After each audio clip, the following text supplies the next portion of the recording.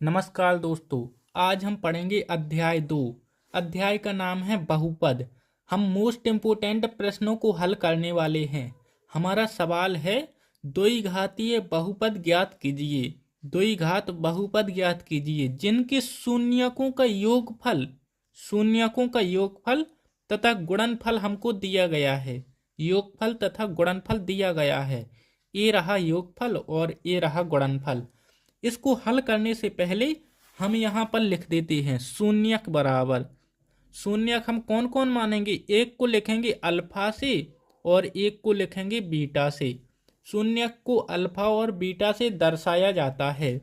और शून्यक के गुणनफल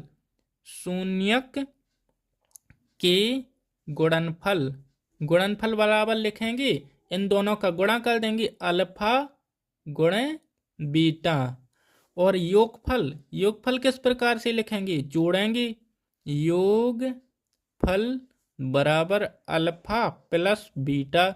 इस प्रकार से लिखेंगे तो लिखने में आसानी होगी। तो शून्यक है हमारे अल्फा और बीटा, गुणनफल है अल्फा बीटा, योगफल है अल्फा प्लस बीटा। चलिए इसको हल करते हैं। हल हम सबसे पहले लिखेंगे शून्यकों का योगफल अल्फा प्लस बीटा बराबर योगफल कितना है? 1/4।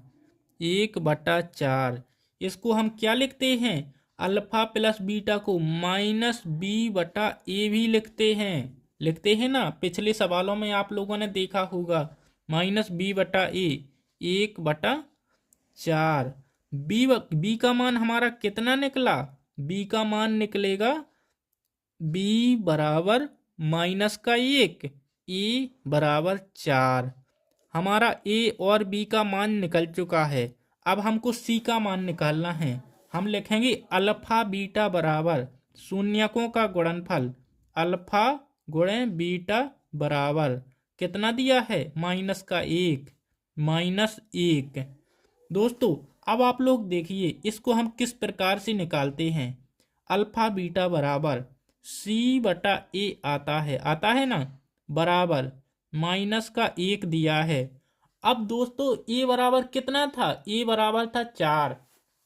हम ऊपर भी 4 का गुणा कर देंगे, नीचे भी 4 का गुणा कर देंगे।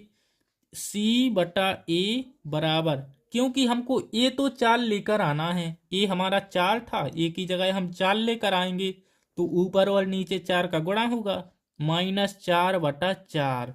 तो c बराबर हमारा निकलेगा -4। ए हो गया हमारा c ऊपर वाला, ठीक है। ए है c, ए रहा नीचे ए लिख दिया है।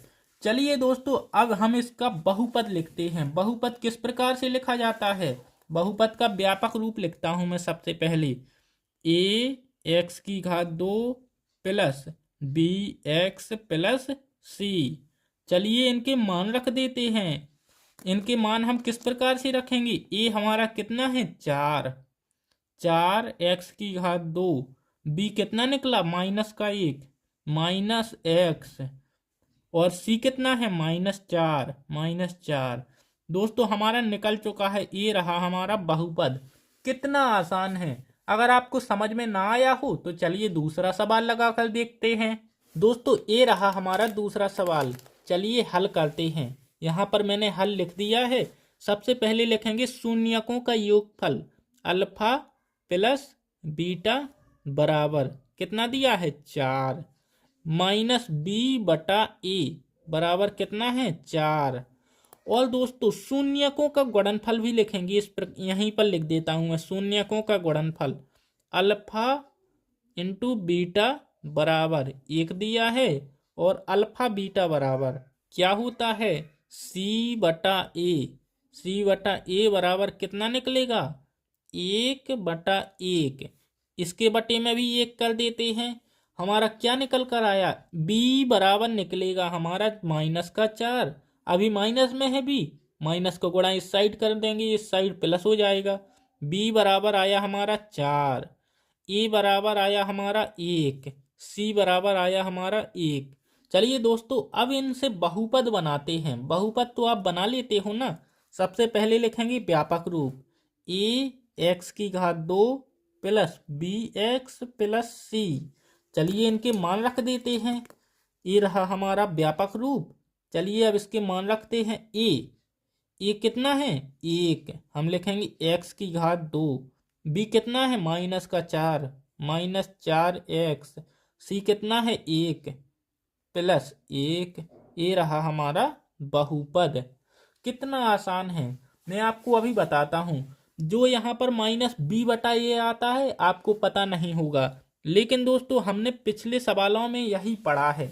मैं आपको इस प्रकार इस साइड दिखा देता हूँ। अगर आपने वो वीडियो नहीं देखी तो आप लोग जाकर देख सकते हैं। यहाँ पर लिखा है शून्यकों का योगफल बराबर -b/a, शून्यकों का गुणनफल बराबर c/a। इसी प्रकार से हमने यहाँ पर हल किया है।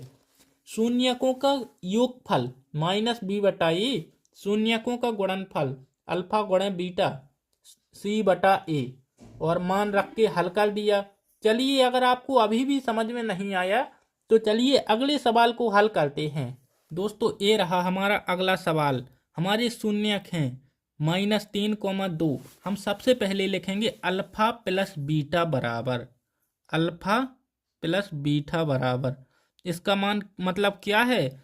अल्फा शून्यकों का योगफल दिया है हमको -3, शून्यकों का गुणनफल दिया है हमको 2। अल्फा प्लस बीटा बराबर -3, शून्यकों का योगफल बराबर क्या सूत्र होता है? -b/a होता है। -b/a हमको दिया है -3/1। तो हमको b का मान हमारा कितना निकला? b बराबर निकल करके आया हमारा 3, माइनस से माइनस कट जाएंगे, और a बराबर हमारा निकल कर आया 1। हम लिखेंगे अल्फा इंटू बीटा बराबर, अल्फा गुणे बीटा बराबर 2। अल्फा गुणे बीटा की जगह c/a लिखेंगे, c/a बराबर 2/1। c बराबर हमको दिया गया है 2, और हमारा a है जो a दोनों में बराबर आना चाहिए। यहाँ पर भी बराबर आना चाहिए और यहाँ पर भी 1 आ गया, बराबर आ गया। अगर बराबर नहीं आया तो हमको इसको बराबर करना पड़ता है। अब हम लिखेंगे इसका व्यापक रूप। कौन सा रूप? व्यापक रूप। व्यापक रूप ax की घात 2 प्लस bx प्लस c। अब सभी की जगह मान रख देते हैं। a की जगह पर रख देंगे 1, x की घात 2, और b की जगह पर प्लस b कितना आया हमारा 3, 3x प्लस c कितना आया 2, 2 आ गया। चलिए अब इसको ज्यों का अच्छा बना देते हैं अच्छी तरह से। x की घात 2 प्लस 3x प्लस 2, ये बन गया हमारा बहुपद, द्विघातीय बहुपद। चलिए अब अगले सवाल को हल करते हैं। मोस्ट इम्पोर्टेंट सवाल हैं ये हमारे सारे के सारे। दोस्तों हमको अगले सवाल में शून्यकों का योगफल दिया है -1 और शून्यकों का गुणनफल दिया है √5। चलिए इसको निकालते हैं। हम सबसे पहले लिखेंगे अल्फा प्लस बीटा बराबर -1 -b/a लिखेंगे। अल्फा प्लस बीटा की जगह बराबर -1/1 कर देंगे, और इसी प्रकार से अल्फा इंटू बीटा बराबर लिखेंगे √5, और इसी प्रकार से c/a लिखेंगे इसकी जगह पर। अल्फा गुणे बीटा बराबर, ये शून्यकों का गुणनफल कितना होता है? c/a होता है। c/a बराबर √5/1। अब दोस्तों यहाँ पर हमारा b बराबर कितना आया? b बराबर 1 आया, माइनस माइनस कट जाएंगे। a बराबर भी 1 आया, और c बराबर कितना आया? √5 आया, और a बराबर कितना आया? 1 आया। जो जी हमारा a है, ये दोनों में बराबर आना चाहिए, तभी हमारा आंसर आएगा। तो दोस्तों चलिए जल्दी से अब इसको आगे हल कर देते हैं। व्यापक रूप लिखते हैं ax की घात 2 प्लस bx प्लस c। सभी के मान रखते हैं। a की जगह पर a का मान रखेंगे, b की जगह पर b का, और c की जगह पर c का। 1x² प्लस b कितना है? b हमको 1 आया, 1x प्लस √5। चलिए अब इसको नीली पेन से अच्छी तरह से लिख देते हैं।